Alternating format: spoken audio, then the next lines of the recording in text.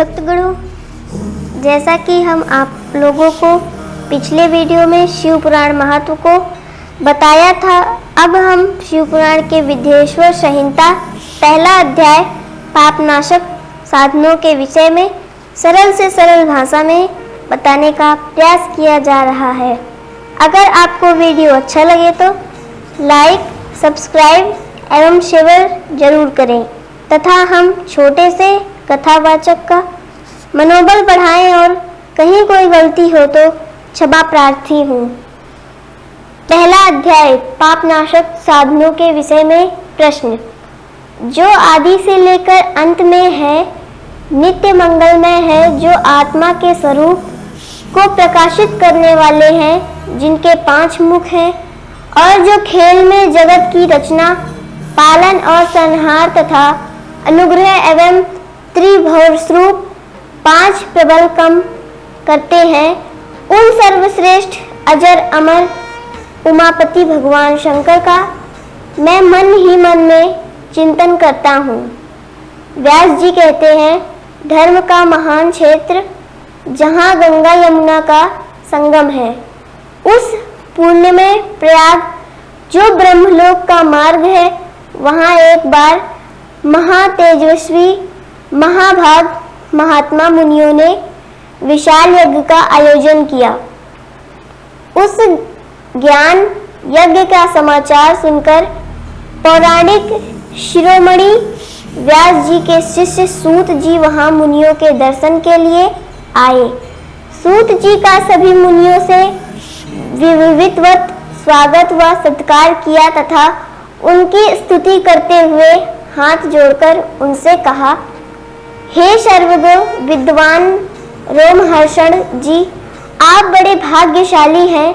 आपने स्वयं व्यास जी के मुख से पुराण विद्या प्राप्त की है। आप आश्चर्य स्वरूप कथाओं का भंडार हैं। आप भूत भविष्य और वर्तमान के ज्ञाता हैं। हमारा सौभाग्य है कि आपके दर्शन हुए। आपका यह आना निरर्थक नहीं हो सकता। आप कल्याणकारी हैं। उत्तम बुद्धि वाले सूत जी, यदि आपको अनुग्रह हो तो गोपनीय होने पर भी आप शुभाशुभ तत्व का वर्णन करें, जिससे हमारी तृप्ति नहीं होती और उसे सुनने की हमारी इच्छा ऐसे ही रहती है। कृपया कर उस विषय का वर्णन करें। घोर कलयुग आने पर मनुष्य पुण्यक्रम से दूर होकर दुराचार में फंस जाएंगे, दूसरों की बुराइयां करेंगे, पराई स्त्रियों के प्रति आस्तक होंगे, हिंसा करेंगे, मूर्ख, नास्तिक और पशु बुद्धि हो जाएंगे। सूत जी, कलयुग में वेद प्रतिपादित वर्ण आश्रम व्यवस्था नष्ट हो जाएगी। प्रत्येक वर्ण और आश्रम में रहने वाले अपने अपने धर्मों के आचरण का परित्याग कर विपरीत आचरण करने में सुख प्राप्त करेंगे। इस सामाजिक वर्ण संकरता से लोगों का पतन होगा, परिवार टूट जाएंगे, समाज बिखर जाएगा। प्राकृतिक आपदाओं से जगह जगह लोगों की मृत्यु होगी, धन का क्षय होगा, स्वार्थ और लोभ की प्रवृत्ति बढ़ जाएगी। ब्राह्मण लोभी हो जाएंगे और वेद बेचकर धन प्राप्त करेंगे। मद से मोहित होकर दूसरों को ठगेंगे, पूजा पाठ नहीं करेंगे और ब्रह्म ज्ञान से शून्य होंगे। क्षत्रिय अपने धर्म को त्याग कर कुसंगी, पापी और व्यभिचारी हो जाएंगे। शौर्य से रहित हो वे शूद्रों जैसा व्यवहार करेंगे और कामों के अधीन हो जाएंगे।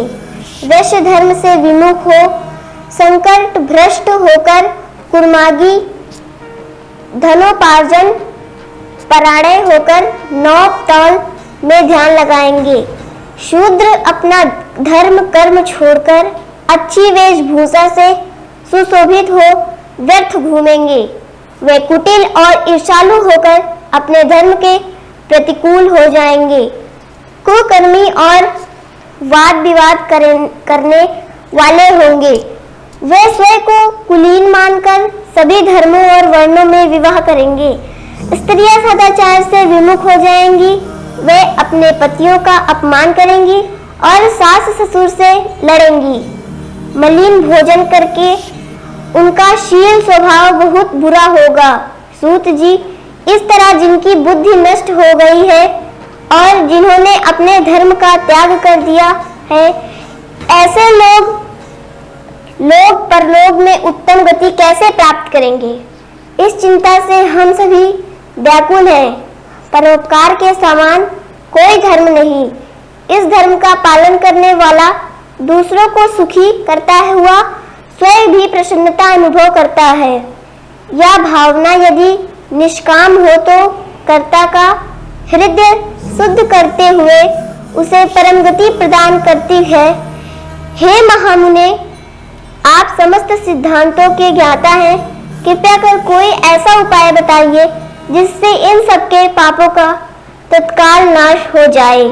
व्यास जी कहते हैं, उन श्रेष्ठ मुनियों की यह बात सुनकर सूत जी मन ही मन परम श्रेष्ठ भगवान शंकर का स्मरण करके उनसे इस प्रकार बोले।